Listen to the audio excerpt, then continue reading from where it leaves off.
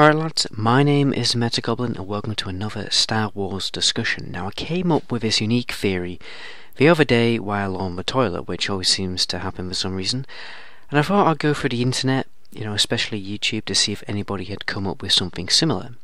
There were a few videos, but they were completely different to the ideas I'd come up with, and that was because those videos were quite vague, and mostly just talked about the expanded universe.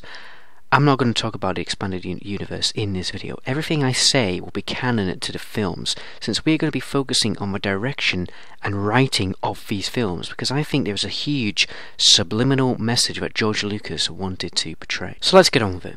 What if I told you that throughout all of these films, only the evil characters, the Sith, or allegedly evil, the Sith, are actually killed by the Sith? You may be thinking I'm mental because it's pretty obvious that the Jedi characters killed the Sith in the films, but let's just take a moment to look at that more precisely.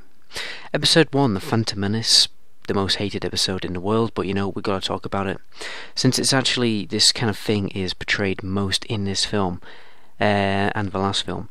But anyway, back to the script. The Sith character here was Darth Maul. In the duel, Obi-Wan watches his master get killed by Maul, and as a result, he gets a bit angry. I mean, just look at his face. That is pure anger, passion, and emotion. But hold on a minute, isn't that precisely against the Jedi teaching and their beliefs, which is established by Yoda in each of the trilogies? Using your passion as a way to gain power through the Force is the quick route, and it's full-on dark side.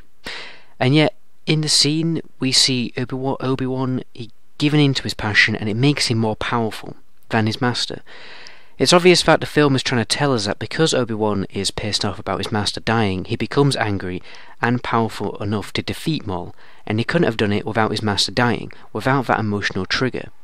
And the very fact that Obi-Wan gets upset in the first place about his friend dying is completely against the Jedi code. Also, in this film, we see Qui-Gon actually criticising the Jedi code and telling Obi-Wan that there is more to learn and understand about the Force. Now let's jump ahead to the death of Count Dooku. Anakin doesn't kill Dooku because he's in the way of him rescuing the Chancellor. He kills Dooku for revenge, which is another passionate motivation towards killing somebody. Fair enough, we don't see Anakin get that angry, but we know that's because the poor bloke can't act for shit. So that's another evil character killed by using the power of a Sith.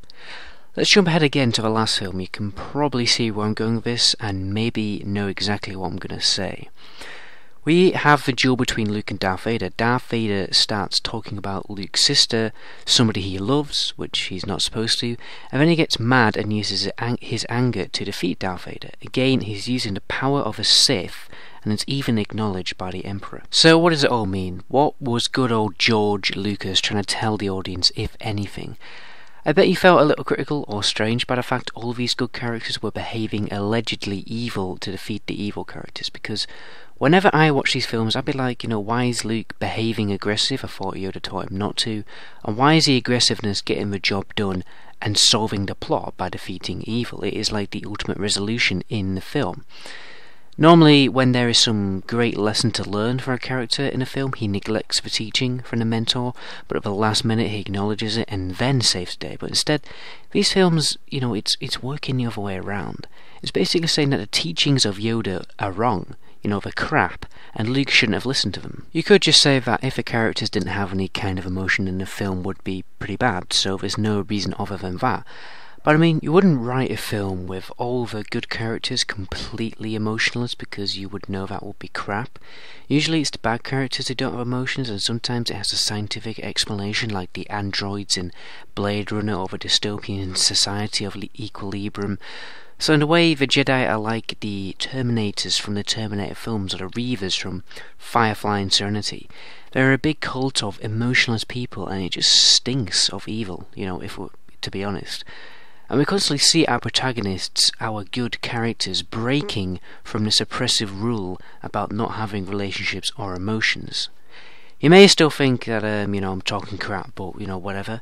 I can't help but think from watching these films that it has been deliberately written into the films.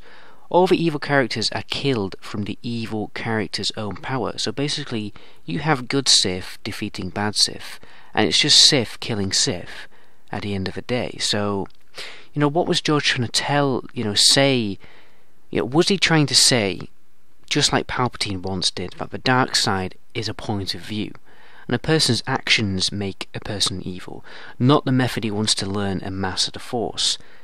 The original script for Star Wars was actually going to portray Luke as being a little bit more evil, so maybe in the film's current state, it's not as incredibly obvious, but perhaps George was going to make him more obvious and unquestionable. But at the end of the day, that's just theory, a theory. Love it, hate it, make sure to comment about it, and check out the video link in the description for similar content. My name is Metagoblin, and until my next video, ciao.